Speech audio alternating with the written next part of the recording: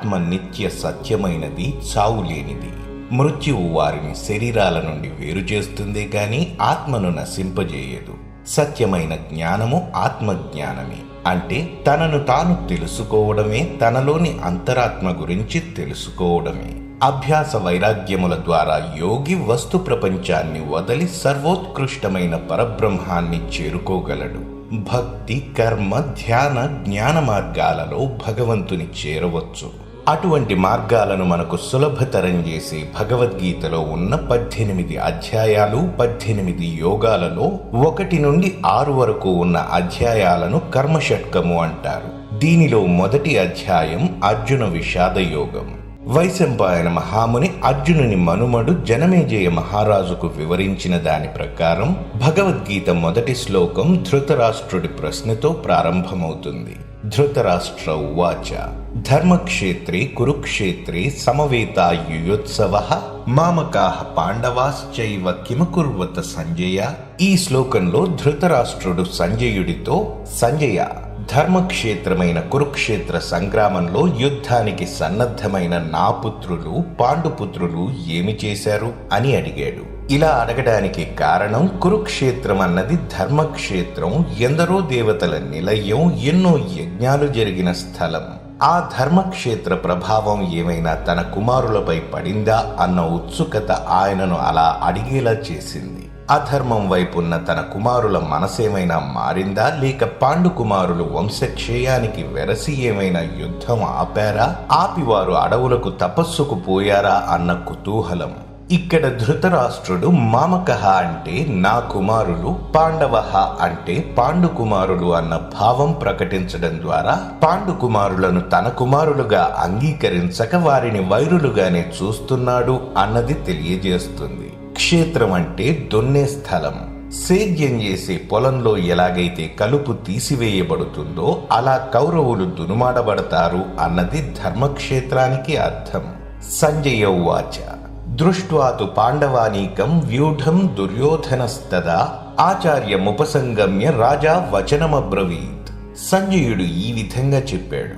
యుద్ధానికి సన్నద్ధమైన వ్యూహరచనతో సిద్ధంగా ఉన్న పాండు సైన్యాన్ని చూసిన దుర్యోధనుడు ద్రోణాచార్యులను సమీపించి ఇట్లా అన్నాడు అని చెప్పసాగాడు. ధృతరాష్ట్రుడు పుట్టుకతో గ్రుడ్డివాడైనా అతడికి అంతరజ్ఞాన నేత్రం వరంగా ఉంది. కాని అతడి అతి ప్రేమ వలన అది కూడా కనబడనీయడం లేదు. అతని పుత్రవాత్సల్యం వలన ఎక్కడ తన కొడుకులు అర్ధరాజ్యం ఇచ్చేస్తారోనన్న ఆదుర్దా కనబడుతోంది. సంజయునికి మహారాజు ఆంతర్యం తెలుసు గనుక ఆయనకు ఊరట కలిగిస్తూ పాండవుల వ్యూహం చూసిన దుర్యోధనుడు గురువుల వద్దకు వెళ్లిన విషయం వివరిస్తున్నాడు. పైకి గాంభీర్యం నటిస్తున్న పాండవుల సేనను చూసి లోన భయపడిన రారాజు అది కప్పిపుచ్చుకోవడానికి తన గురువు ద్రోణుని వద్దకు వెళ్ళాడు. దుర్యోధనుడు ద్రోణాచార్యుల వారితో ఈ విధంగా సంభాషిస్తున్నాడు. పశ్యైతాం పాండుపుత్రాణం ఆచార్య మహతీం చమోం వ్యూఢాం ద్రుపదపుత్రేణ తవ శిష్యేణ ధీమత. ఆచార్య, బుద్ధిశాలి నీ ప్రియ శిష్యుడైన ద్రుపదపుత్రుడు వ్యూహంతో పన్నిన పాండవుల మహాసైన్యాన్ని చూడండి. దుర్యోధనుడు తెలివిగా తన గురువైన ద్రోణాచార్యుడు గతంలో చేసిన తప్పుని ఎత్తి చూపాడు.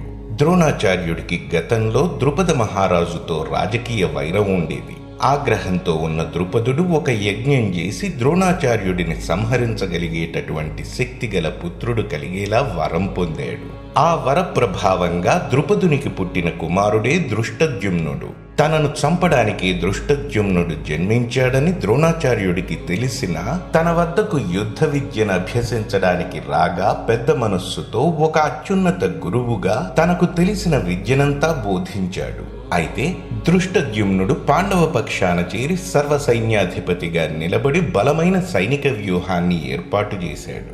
గతంలో గురువుగారి కనికరమే ప్రస్తుత ఇబ్బందికి దారితీసిందని భావిస్తూ ఇకనైనా ద్రోణాచార్యుడు పాండవులపై కనికరం చూపించకుండా యుద్ధం చేయాలన్న ఉద్దేశంతో దుర్యోధనుడు ఈ విధంగా చెప్పాడు. అత్రసూరా మహేశ్వాస భీమార్జున సమాయుధి యుయుధానో విరాటశ్చ ద్రుపదశ్చ మహారథః ధృష్టకేతుశ్చేకితానః కాశీరాజశ్చ వీర్యవాన్ పురుజిత్ కుంతిభోజశ్చ శైబ్యశ్చ నరపుంగవః యుధామన్యుశ్చ విక్రాంత ఉత్తమోజాశ్చ వీర్యవాన్ సౌభద్రో ద్రౌపదేయాశ్చ సర్వ ఏవ మహారథాః. వారి పక్షాన సైన్యంలో ఉన్న ఎంతో మంది శక్తివంతమైన యోధులను చూడండి. యుయుధానుడు, విరాటుడు మరియు ద్రుపదుడి వంటి వారు గొప్ప ధనుస్సులను ధరించి ఉన్నారు.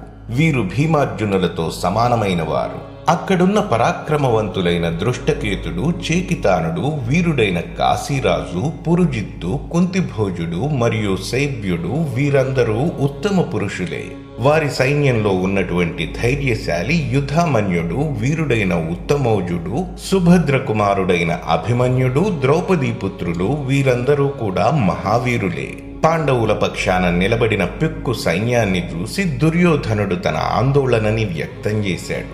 దాయాది సైన్యంలో ఉన్న 10,000 సాధారణ యోధుల బలంతో సమానమైన మహారథుల గురించి ద్రోణాచార్యుడికి వివరించాడు. పాండవుల తరపున భీమార్జునులతో సమానమైన యోధులు, యుద్ధంలో గట్టి పోటీ ఇచ్చే వీరులు ఉన్నారంటూ రాబోయే పెను విపత్తును అంచనా వేసి చెప్పాడు దుర్యోధనుడు.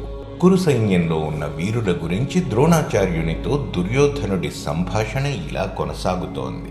అస్మాకం తు విశిష్టాయే తాన్ని బోధ ద్విజోత్తమ నాయక మమ సైన్యస్య సైన్యార్థం తాన్ బ్రవీమితే.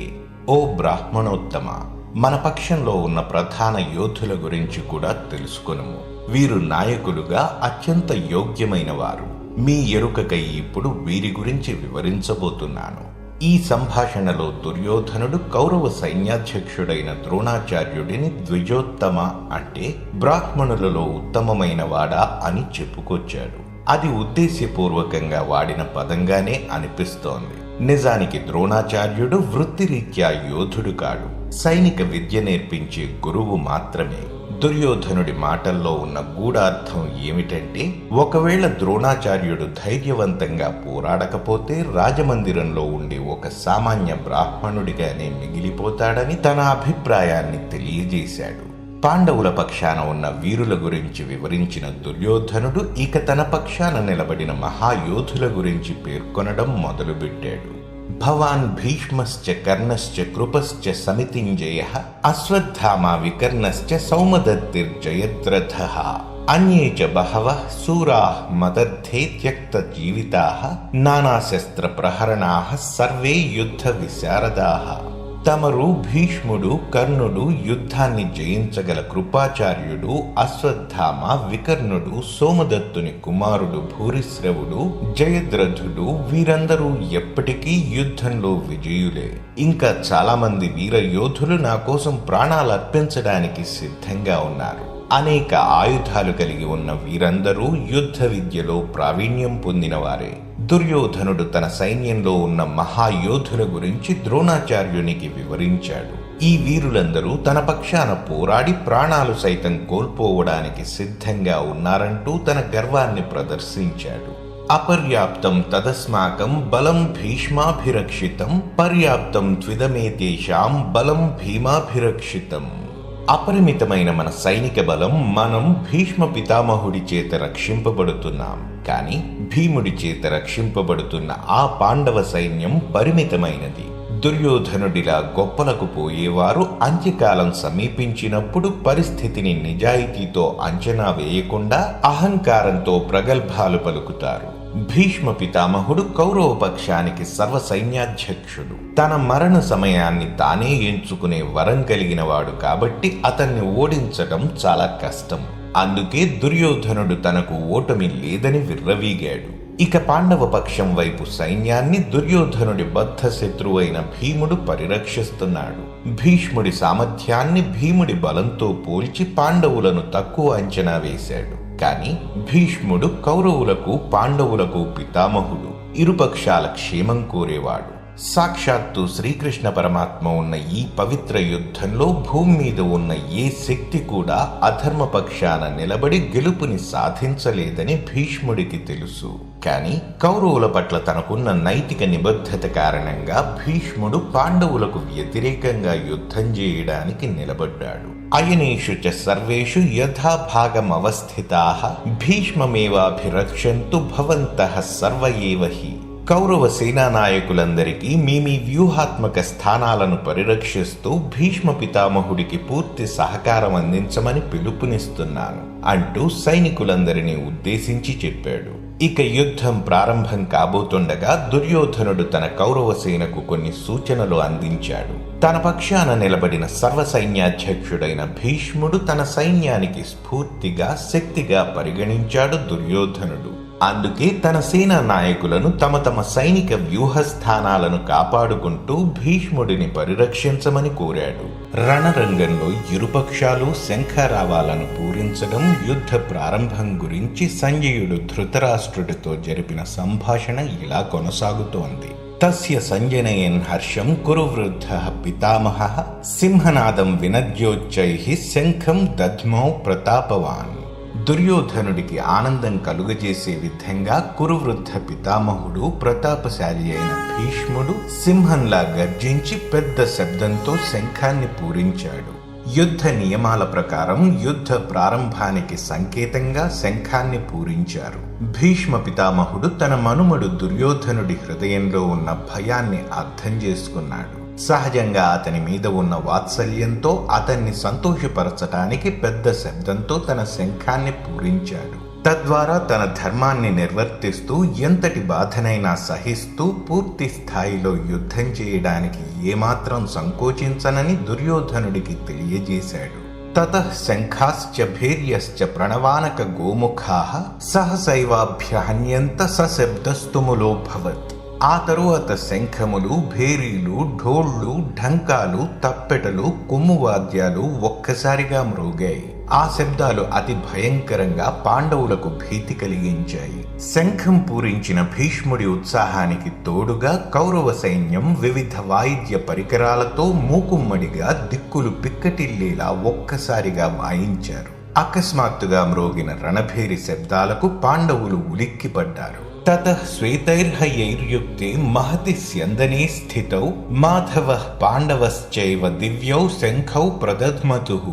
ఆ తరువాత పాండవ సైన్యం మధ్యలో నుండి తెల్లని గుర్రాలతో సమకూర్చబడిన ఒక అద్భుతమైన రథంలో కూర్చుని ఉన్న అర్జునుడు, రథసారథి అయిన మాధవుడు తమ దివ్య శంఖాలను పూరించారు. కౌరవ సైన్యం చేసిన శబ్దాలు సద్దుమణిగాక తప్పక చేస్తున్న ఈ యుద్ధం కోసం తాము కూడా సిద్ధంగా ఉన్నామని తెలియజేయడానికి మొదటగా పాండవ సైన్యం తరపున శ్రీకృష్ణుడు, అర్జునుడు శంఖాలను పూరించారు. ప్రతిపక్షం వైపు నుంచి వచ్చిన శబ్దాలతో భయకంపితులైన పాండవులలో ఉత్సాహం కలిగించడానికి శ్రీకృష్ణ భగవానుడు శక్తివంతమైన తన శంఖాన్ని పూరించాడు. పాంచజన్యం హృషీకేశో దేవదత్తం ధనంజయ పౌండ్రం దద్మౌ మహాశంఖం భీమకర్మ వృకోదరః. హృషీకేశుడు అంటే మనస్సు, ఇంద్రియాలకు అధిపతి అయిన శ్రీకృష్ణుడు పాంచజన్యం అని పిలువబడే శంఖాన్ని పూరించాడు. అర్జునుడు దేవదత్తాన్ని పూరించాడు. గొప్పగా భుజించేవాడు, భయంకరమైన పనులను చేసేటటువంటి బలవంతుడైన భీముడు పౌండ్రమనబడే బ్రహ్మాండమైన మహాశంఖాన్ని పూరించాడు. అనంత విజయం రాజా కుంతీపుత్రో యుధిష్ఠిరః నకులః సహదేవశ్చ సుఘోష మణిపుష్పకౌ కాశ్యశ్చ పరమేశ్వాసః శిఖండీ చ మహారథః ధృష్టద్యుమ్నో విరాటశ్చ సాత్యకిశ్చ పరాజితః. ద్రుపదో ద్రౌపదేయాశ్చ సర్వశః పృథివీపతే సౌభద్రశ్చ మహాబాహుః శంఖాన్ దద్ముః పృథక్ పృథక్. మహారాజా యుధిష్ఠిరుడు అనంత విజయాన్ని, నకుల సహదేవులు సుఘోష మణిపుష్పకములను పూరించారు. గొప్ప ధనుస్సు గల కాశీరాజు, మహారథుడైన శిఖండి, ధృష్టద్యుమ్నుడు, విరాటుడు, అజేయుడైన సాత్యకి, ద్రుపదుడు, ద్రౌపది కుమారులు, అధిక భుజబలము కలిగిన అభిమన్యుడు వీరందరూ కలిసి ఒక్కసారిగా తమ తమ శంఖాలను పూరించారు. సంజయుడు ధృతరాష్ట్రుడిని పృథివీపతే అంటే భూగోళాన్ని పరిపాలించేవాడా అని సంబోధించాడు. సంజయుడు అలా పిలవడం వెనుక ఒక నిగూఢార్థం దాగి ఉంది. ఒక దేశాన్ని కాపాడటం గాని, వినాశకరమైన యుద్ధంలోకి నెట్టివేయడం గాని కేవలం రాజు చేతిలోనే ఉంటుంది. ఇరుపక్షాలు రణభేరి మ్రోగించి యుద్ధానికి సమాయత్తమయ్యారు. ఓ మహారాజా ధృతరాష్ట్ర, ప్రస్తుత పరిస్థితులలో మీరొక్కరే ఈ యుద్ధాన్ని ఆపగలరు. ఏమి నిర్ణయించబోతున్నారు అని సంజయుడు తనకున్న చివరి అవకాశం గురించి తెలియజేశాడు. సఘోషో ధార్తరాష్ట్రాణం హృదయాని వ్యదారయత్ నభశ్చ పృథివీం చైవ తుములోప్యనునాదయన్. పాండవులు మ్రోగించిన భీకరమైన శబ్దానికి భూమి ఆకాశములు ప్రతిధ్వనించాయి. అది ధృతరాష్ట్రుడి తనయుల హృదయాలను బ్రద్దలు చేసింది. పాండవ సైన్యం పూరించిన శంఖనాద శబ్దానికి కౌరవుల గుండెలు బ్రద్దలయ్యాయి. కౌరవులు తమ శంఖాలను పూరించినప్పుడు పాండవులు భయపడినా వారు భగవంతుడిని ఆశ్రయించి ఉండటం వలన ధైర్యంగా ఉన్నారు. వారి శబ్దాలకు ప్రతిగా మరింత గట్టిగా శంఖాలను పూరించి వారి బలాన్ని శత్రువులకు తెలియజేశారు. కేవలం తమ స్వీయ బలం మీదనే ఆధారపడ్డ కౌరవులు మనస్సాక్షిలో నేరం చేస్తున్నామన్న వేదన వల్ల ఓటమి భయానికి లోనయ్యారు. కురుక్షేత్ర సంగ్రామంలో సమరానికి సిద్ధమై ఇరుపక్షాలు శంఖాలు పూరించిన తరువాత అర్జునుడు శ్రీకృష్ణుడి మధ్య సంభాషణ గురించి సంజయుడు ధృతరాష్ట్రుడితో ఈ విధంగా వివరిస్తున్నాడు. అథ వ్యవస్థితాన్ దృష్ట్వా ధార్తరాష్ట్రాన్ కపిధ్వజః ప్రవృత్తే శస్త్రసంపాదే ధనురుద్యమ్య పాండవః హృషీకేశం తదా వాక్యమిదమాహ మహీపతే. ఆ సమయంలో తన రథంపై హనుమంతుని చిహ్నం కలిగిన కపిధ్వజుడైన అర్జునుడు తన ఆయుధాలను ఎక్కుపెట్టి సమరానికి ఎదురుగా నిలిచి ఉన్న మీ పుత్రులను చూసి శ్రీకృష్ణుడితో ఇలా అన్నాడు రాజా అని ధృతరాష్ట్రుడికి తెలియబరుస్తున్నాడు సంజయుడు. అర్జునుడు తన రథంపై హనుమంతుని జెండా పెట్టుకోవడం వెనుక ఒక కథ ఉంది. ఒకనాడు అర్జునుడు విలువిద్యలో తనకు సాటి ఎవరూ లేరనే గర్వంతో శ్రీరామచంద్రమూర్తి కోసం వానరులు అంత కష్టపడి వారధిని ఎందుకు నిర్మించారో, అదే నేను గనుక అయితే నా బాణాలతో సులువుగా వారధిని నిర్మించేవాడిని అని పలికాడు. అందుకు శ్రీకృష్ణుడు ఎలా నిర్మిస్తావో చూపించు అర్జున అన్నాడు. అర్జునుడు తన శర పరంపరతో వంతెనను నిర్మించగా దానిని పరీక్షించడానికి శ్రీకృష్ణుడు హనుమంతుడిని ఆహ్వానించాడు. అర్జునుడు తయారు చేసిన వంతెనపై హనుమంతుని పాదం మోపగానే అది కూలిపోయింది. దాంతో అర్జునుడు తన తప్పు తెలుసుకుని తొందరపాటుకు సిగ్గుపడి హనుమంతుడిని క్షమాపణలు అడిగి జరగబోయే మహాభారత యుద్ధంలో తనకు విజయాన్ని ప్రసాదించమని వేడుకున్నాడు. హనుమ దయాళుడై నీ రథంపై కూర్చుని నీకు తోడుంటాను అని వరమిచ్చాడు. అందుకే హనుమ చిహ్నంతో ఉన్న జెండా అర్జునుడి రథంపై గోచరిస్తుంది. అర్జున ఉవాచ శనయోరుభయోర్మధ్యే రథం స్థాపయ మే అచ్యుత యావదేతాన్ నిరీక్ష్యేహం యోద్ధు కామానవస్థితాన్ కైర్మయా సహయోద్ధవ్యమస్మిన్ రణసముద్యమే. అచ్యుత, దయచేసి నా రథాన్ని 2 సైన్యాల మధ్యలో నిలుపు. ఈ రణరంగంలో ఎవరితో యుద్ధం చేయాలో యుద్ధకాముకులై వచ్చిన వారెవరో నేను చూస్తాను అని అర్జునుడు శ్రీకృష్ణుడితో అన్నాడు. సమస్త సృష్టికి పరమేశ్వరుడైన శ్రీకృష్ణుడికి భక్తుడు అర్జునుడు. అయినప్పటికీ అర్జునుడి రథానికి సారథిగా మారి శ్రీకృష్ణుడు భక్తులతో తనకున్న బంధాన్ని తెలియజేస్తున్నాడు. నేను సర్వస్వతంత్రుడనైనా నా భక్తులకు బానిసనైపోతాను అని చెప్పినట్లుగానే అర్జునుడు రథంలో కూర్చుని ఆదేశాలిస్తుంటే అతని భక్తికి వశుడైపోయిన శ్రీకృష్ణ పరమాత్మ రథాన్ని నడిపే సారథి స్థానాన్ని తీసుకున్నాడు. యోత్స్యమానాన వేక్ష్యేహం ఏతేత్ర సమాగతాః ధార్తరాష్ట్రస్య దుర్బుద్ధేర్యుద్ధే ప్రియచికీర్షవః. దుర్బుద్ధి గల ధృతరాష్ట్రుడి పుత్రుణ్ణి సంతోషపెట్టడం కోసం అతని పక్షాన యుద్ధానికి వచ్చిన వారందరినీ ఒకసారి నాకు చూడాలని ఉంది. ధృతరాష్ట్రుని తనయులు దుర్బుద్ధితో పాండవుల నుండి అన్యాయంగా రాజ్యాన్ని లాక్కున్నారు. అలాంటి చెడు బుద్ధి కలిగిన వారి పక్షాన చేరి యుద్ధానికి సన్నద్ధమైన వారు కూడా దుర్మార్గులే. అందుకే అన్యాయం వైపు మొగ్గు చూపిన వారిని ఒకసారి చూడాలనుకున్నాడు అర్జునుడు. సంజయ ఉవాచ ఏవముక్తో హృషీకేశో గుడాకేశేన భారత సేనయోరుభయోర్మధ్యే స్థాపయిత్వా రథోత్తమం భీష్మ ద్రోణ ప్రముఖతః సర్వేషాం చ మహీక్షితాం ఉవాచ పార్థ పశ్యైతాన్ సమవేతాన్ కురూనితి. సంజయుడు మహారాజుతో ఈ విధంగా సెలవిస్తున్నాడు. రథాన్ని రణరంగం మధ్యలోకి తీసుకువెళ్లిన శ్రీకృష్ణుడు భీష్ముడు, ద్రోణాచార్యుడు మరియు ఇతర రాజుల సమక్షంలో, ఓ పార్థ, ఇక్కడ కూడి ఉన్న కురు వంశస్థులను చూడు అని పలికాడు. ఈ శ్లోకంలో శ్రీకృష్ణుడు రణరంగంలో ఉన్న కురు వంశస్థులను చూడు అని పలికాడు. కౌరవులు, పాండవులు కురు వంశానికి చెందినవారే. శ్రీకృష్ణుడు ఉద్దేశపూర్వకంగానే ఈ పదాన్ని వాడినట్లు తెలుస్తోంది.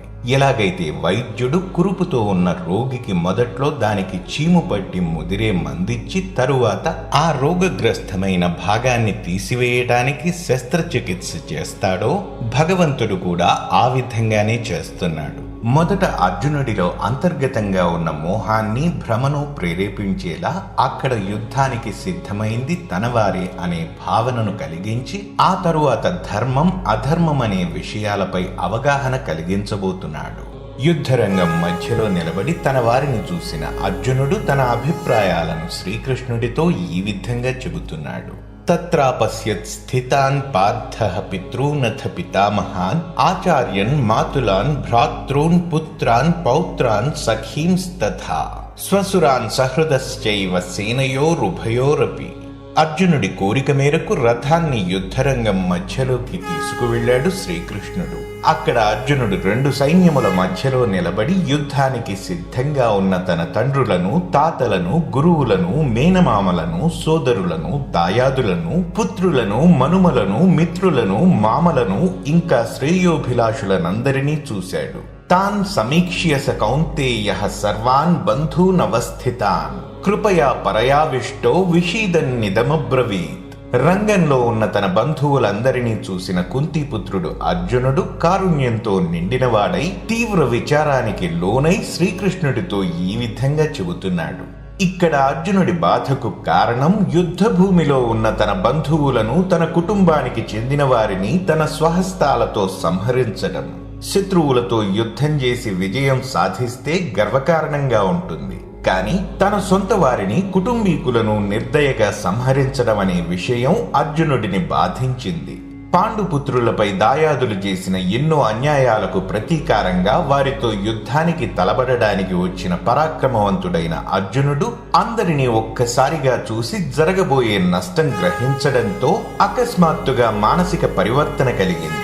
అందుకే సంజయుడు ఈ శ్లోకంలో అతని మృదు హృదయాన్ని, ఆదరించే స్వభావాన్ని సూచిస్తూ తన తల్లిని గుర్తు చేస్తూ కుంతీదేవి తనయుడా అని సంబోధించాడు.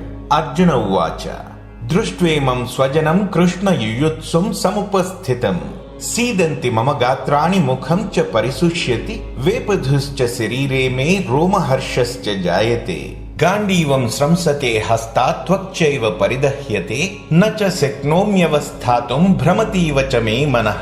అర్జునుడు ఇలా అంటున్నాడు, ఓ కృష్ణ, యుద్ధానికి బారులు తీరి ఒకరినొకరు చంపుకోవడానికి పూనుకుంటున్న నా బంధువులను చూసి నా అవయవాలు పట్టుతప్పుతున్నాయి.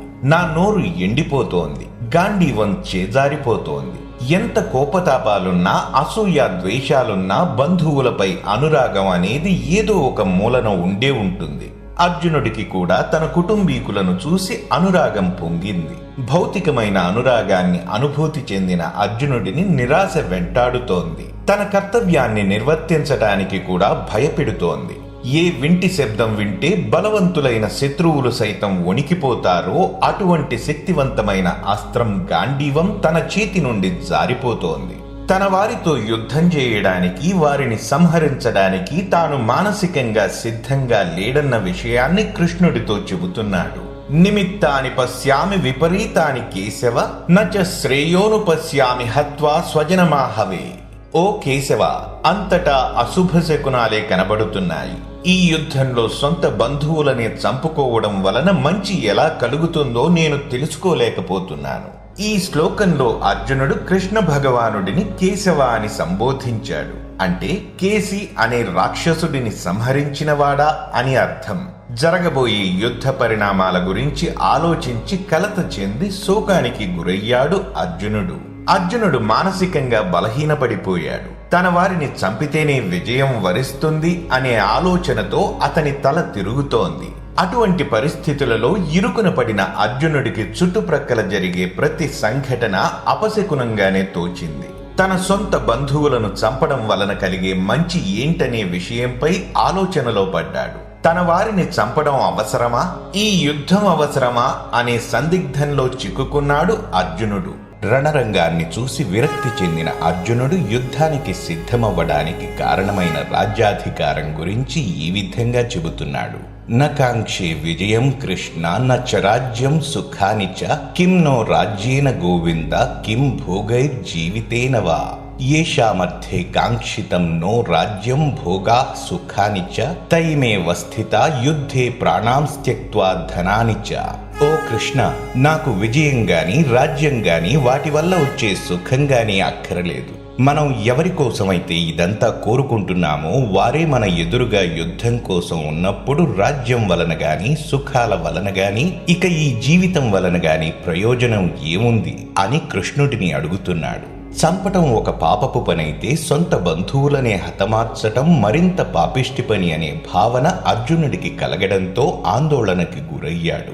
రాజ్యం కోసం ఇంత క్రూరమైన పని చేసినా ఆ గెలుపు చివరికి సంతోషాన్ని ఇవ్వలేదని అర్జునుడు అభిప్రాయపడ్డాడు. స్నేహితులతో బంధువులతో తన విజయాన్ని రాజ్య వైభవాన్ని పంచుకోలేడు. ఎందుకంటే ఆ గెలుపు కోసం వారినే సంహరించాలి. అదే విషయం అర్జునుడి కలతకు కారణమైంది. తన మనస్సు బుద్ధి కలతనుందాయి. చేయవలసిన పని మీద అసంతృప్తి, లోలోన తీవ్ర దుఃఖం కలిగాయి. ఆచార్యాః పితరః పుత్రాః తథైవ చ పితామహాః మాతులాః శ్వశురాః పౌత్రాః శ్యాల్యాః సంబంధినస్తథా ఏతాన్ హంతుమిచ్ఛామి జ్ఞతోపి మధుసూదన అపి త్రైలోక్య రాజ్యస్య హేతోః కిం ను మహీకృతే. గురువులు, తండ్రులు, కొడుకులు, మేనమామలు, మనుమలు, మామలు, బావమరుదులు, ఇంకా ఇతర బంధువులు వారి ప్రాణాలను ధనాన్ని పణంగా పెట్టి మరీ ఇక్కడకు చేరి ఉన్నారు. ఓ మధుసూదన, వీరందరూ కలిపి నా మీద దాడి చేసినను నేను వీరిని చంపను. ధృతరాష్ట్రుని పుత్రులను సంహరించి ముల్లోకాలపై ఆధిపత్యం సాధించినా ఏం తృప్తి మిగులుతుంది? ఇక ఈ భూమండలంలో సాధించే విజయం కోసమైతే ఏమి చెప్పను అని యుద్ధంపై అసంతృప్తిని తెలియజేస్తున్నాడు. గురువులు ద్రోణాచార్యుడు మరియు కృపాచార్యుడు, పితామహులు భీష్ముడు మరియు సోమదత్తుడు, తండ్రి వరుసైన సోమదత్తుని కుమారుడు భూరిశ్రవుడు, మేనమామలు పురుజిత్తు, కుంతిభోజుడు, శల్యుడు, ఇంకా శకుని, తన సోదరులు, ధృతరాష్ట్రుని 100 మంది కొడుకులు, బిడ్డలాంటి వాడు దుర్యోధనుడి తనయుడైన లక్ష్మణుడు, ఇలా తన సొంత వారిని బంధువులను చంపాల్సి ఉంటుందని అర్జునుడు వేదన చెందుతున్నాడు. బంధువులను, సోదర సమేతులను సంహరించి ముల్లోకాలలో రాజుగా కీర్తింపబడిన తన వారు లేని ఆ పదవి వ్యర్థం కదా అని చింతిస్తున్నాడు అర్జునుడు. రాజ్యాధికారం కోసం తనను వారందరూ చంపడానికి వచ్చినా తిరిగి వారిని సంహరించను అని తన బంధుప్రీతిని వ్యక్తపరుస్తున్నాడు. నిహత్య ధార్తరాష్ట్రాన్నః కా ప్రీతిః స్యాజ్జనార్దన పాపమేవాశ్రయేదస్మాన్ హత్వైతానాతతాయినః తస్మాన్నార్హావయం హంతుం ధార్తరాష్ట్రాన్ స్వబాంధవాన్ స్వజనం హి కథం హత్వా సుఖినః శ్యామ మాధవ. ఓ జనార్దన, సర్వభూతములకు సంరక్షకుడు, పోషకుడు అయినవాడా, ధృతరాష్ట్ర తనయులను చంపి మనమెలా సంతోషముగా ఉండగలము? వారు దుర్మార్గపు దురాక్రమణదారులైనా వారిని సంహరిస్తే మనకు పాపం తప్పకుండా చుట్టుకుంటుంది. కాబట్టి ధృతరాష్ట్రుని పుత్రులను, అతని తరపున ఉన్న స్నేహితులను చంపడం మనకు తగదు. ఓ మాధవ, మన సొంత వారిని చంపుకుని మనం సుఖంగా ఎలా ఉండగలము? న్యాయం కోసం చంపినా అది పాపిష్టి పని. అది పశ్చాత్తాపాన్ని, అపరాధ భావనను కలుగజేస్తుంది. సంపదకి నిప్పు పెట్టేవారు, అన్నంలో విషం కలిపేవారు, చంపటానికి ప్రయత్నించేవారు, సొత్తుని కొల్లగొట్టేవారు, భార్యని అపహరించిన వారు, రాజ్యాన్ని అన్యాయంగా లాక్కునేవారు, ఇలాంటి వారిని ఆత్మరక్షణ కోసం చంపటం పాపము కాదని మన సంస్కృతి చెబుతోంది. అయినప్పటికీ దుర్మార్గంగా తమ రాజ్యాన్ని లాక్కున్న ధృతరాష్ట్ర కుమారులను చంపడానికి కూడా అర్జునుడికి మనస్సు రావడం లేదు. వారిని చంపి రాజ్యాన్ని తిరిగి దక్కించుకున్న మనశ్శాంతితో రాజ్యపాలన చేయలేమని అర్జునుడు శ్రీకృష్ణుడితో తన మనోభావాలను వివరిస్తున్నాడు. ధృతరాష్ట్ర కుమారులను చంపడం వలన కలిగే వివిధ రకాల పాపాల గురించి అర్జునుడు శ్రీకృష్ణుడితో ఈ విధంగా అంటున్నాడు. యద్యప్యేతేన పశ్యంతి లోభోపహత చేతసః కులక్షయకృతం దోషం మిత్రద్రోహే చ పాతకం కథం న జ్ఞేయమస్మాభిః పాపాదస్మాన్నివర్తితుం కులక్షయకృతం దోషం ప్రపశ్యద్భిర్జనార్దన. కౌరవుల ఆలోచనలు దురాశచే భ్రష్టుపట్టి బంధువులను సర్వనాశనం చేయటంలో గాని, మిత్రులపై కక్ష తీర్చుకుని విశ్వాసఘాతుకత్వం చేయటంలో గాని వారికి ఎటువంటి దోషం కనబడుటలేదు. కాని ఓ జనార్దన, మన వారిని చంపటం దోషమనే విషయాన్ని ఎరిగిన మనం ఈ పాపపు పని నుండి ఎందుకు తప్పుకోకూడదు అని శ్రీకృష్ణుడిని ప్రశ్నించాడు అర్జునుడు. ప్రవృత్తి రీత్యా యోధుడే అయినా ఇక్కడ అర్జునుడు అనవసరపు హింసని కోరుకోవడం లేదు. మహాభారత యుద్ధం చివరిలో జరిగిన ఒక ఘట్టం అతని యొక్క ఈ గుణాన్ని వెల్లడిస్తుంది. 100 మంది కౌరవులు చంపబడ్డారు. కాని దానికి ప్రతీకారంగా ద్రోణాచార్యుని పుత్రుడు అశ్వత్థామ రాత్రివేళ పాండవ శిబిరంలోనికి ప్రవేశించి ద్రౌపది యొక్క 5 పుత్రులను వారు నిద్రిస్తుండగా చంపివేశాడు. అశ్వత్థామని పట్టుకుని అతన్ని పశువులాగా కట్టివేసి శోకిస్తూ ఉన్న ద్రౌపది కాళ్ల దగ్గర పడవేశాడు అర్జునుడు. కాని క్షమాగుణము, సున్నిత హృదయం కలిగిన ద్రౌపది అతను తమ గురువు ద్రోణాచార్యుని పుత్రుడైనందువలన అశ్వత్థామని క్షమించి వదిలేయమంది. మరో ప్రక్క అశ్వత్థామని వెంటనే చంపివేయాలని భీముడు అభిప్రాయపడ్డాడు. ఈ సందిగ్ధావస్థలో అర్జునుడు శ్రీకృష్ణుని వైపు పరిష్కారం కోసం చూశాడు. అందుకు కృష్ణ భగవానుడు, గౌరవింపదగిన బ్రాహ్మణుడు తాత్కాలికంగా ధర్మపథం నుండి తప్పినా అతనిని తప్పకుండా క్షమించవలసినదే. కాని ఆయుధాన్ని పట్టి చంపటానికి వచ్చిన వాడిని తప్పకుండా శిక్షించవలసినదే. అర్జునుడు ఈ విరుద్ధమైన సూచనలను అర్థం చేసుకున్నాడు. అశ్వత్థామను చంపలేదు గాని అతని తల వెనుక పిలకను కత్తిరించి అతని నుదురు భాగంలో ఉన్న మణిని తొలగించి అతనిని శిబిరము నుండి బహిష్కరించాడు. కాబట్టి సాధ్యమైనంత వరకు హింసని విడనాడటం అర్జునుడి సహజ స్వభావం. అలాంటి వ్యక్తిత్వం కలిగిన అర్జునుడు పెద్దలని, బంధువులని చంపడం తగని పని అని, దానివలన సుఖ సంతోషాలకు బదులు దోషాలు, బ్రహ్మహత్యా పాతకాలు వెంటాడుతాయని తన అభిప్రాయాన్ని చెబుతున్నాడు. కులక్షయే ప్రణశ్యంతి కులధర్మాః సనాతనాః ధర్మే నష్టే కులం కృత్స్నం అధర్మో బిభవత్యుత. వంశము నాశనమైనప్పుడు వంశాచారములన్నీ నశిస్తాయి. మిగిలిన కుటుంబ సభ్యులు అధర్మపరులవుతారు. కుటుంబ పెద్దలు తమ వంశము యొక్క పురాతన సాంప్రదాయాలను, ఎంతో కాలంగా ఉన్న ఆచారముల ఆధారంగా విలువలను, ఆదర్శాలను తమ ముందు తరాల వారికి అందజేస్తారు. ఈ సాంప్రదాయాలు, మానవీయ విలువలు మరియు ధార్మిక పద్ధతులు పాటించటానికి కుటుంబ సభ్యులకి దోహదపడతాయి. కుటుంబ పెద్దలందరూ అకాల మరణం పాలైతే వారి వచ్చే తరాల వారికి పెద్దల మార్గదర్శకత్వం, శిక్షణ లభించవు. అర్జునుడు ఈ విషయాన్ని తెలుపుతూ వంశాలు నాశనమైనప్పుడు వాటి సాంప్రదాయాలు కూడా నశిస్తాయని, అప్పుడు మిగిలిన కుటుంబ సభ్యులు అధార్మిక, అనైతిక అలవాట్లు పెంచుకుని తమ ఆధ్యాత్మిక ఉద్ధరణ అవకాశాన్ని కోల్పోతారని, అందుకే కుటుంబ పెద్దలు ఎన్నటికీ సంహరింపబడరాదని అంటున్నాడు.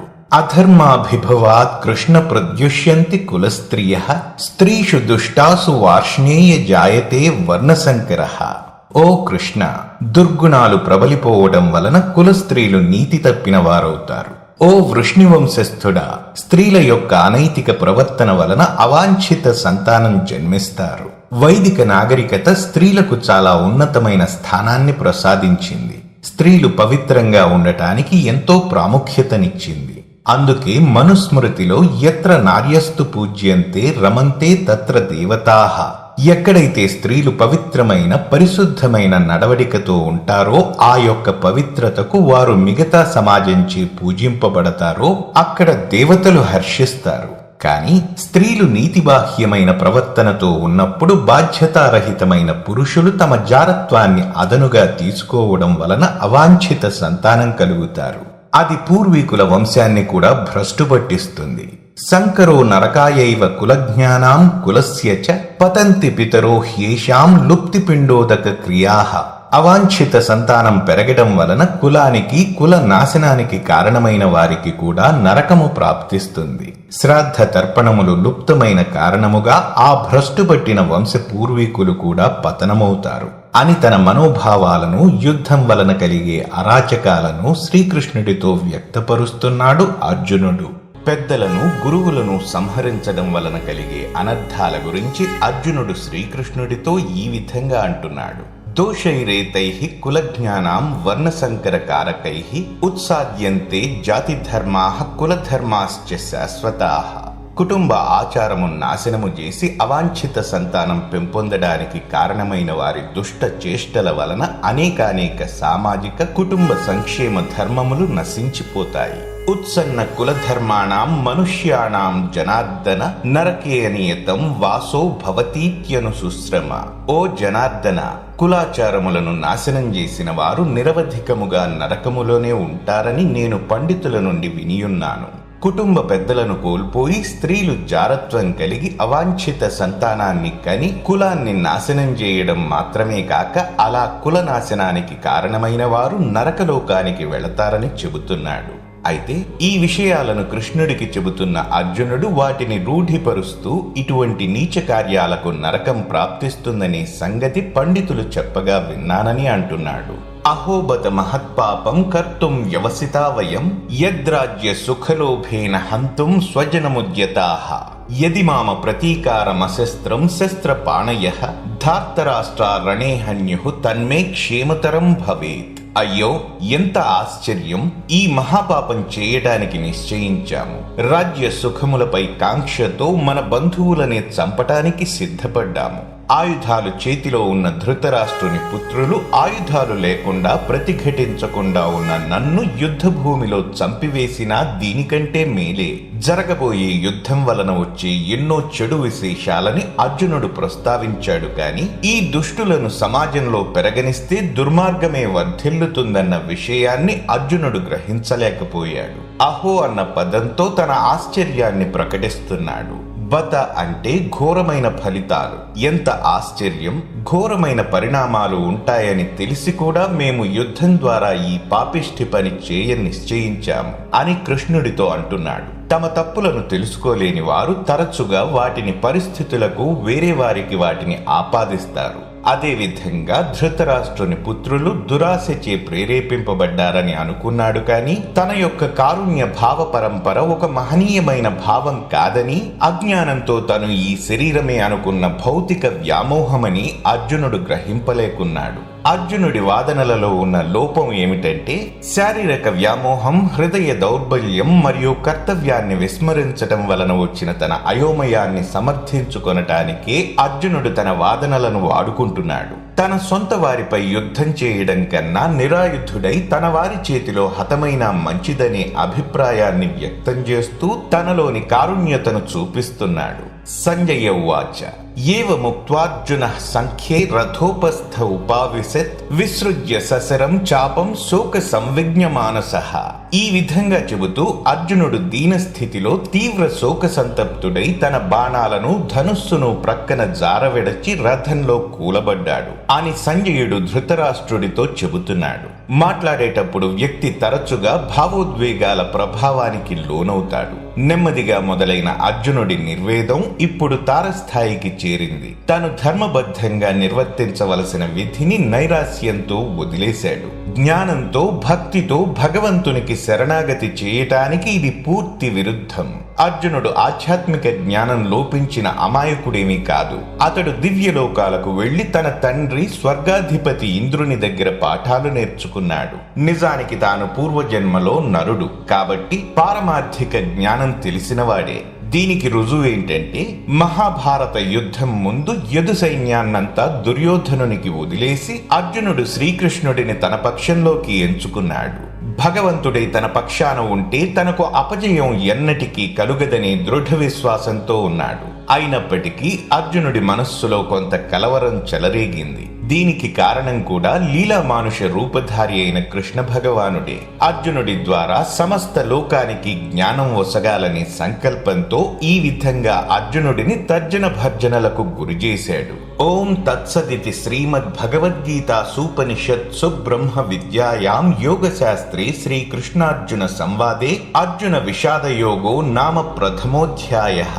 శ్రీమద్భగవద్గీతలోని కర్మషట్కం మొదటి అధ్యాయం అర్జున విషాదయోగంలోని 47 శ్లోకాలు సంపూర్ణం. ఇక మన తదుపరి వీడియోలో 2వ అధ్యాయం సాంఖ్యయోగంలోని శ్లోకాలు, వాటి తాత్పర్యాల గురించి తెలుసుకుందాము. కృష్ణం వందే జగద్గురుం.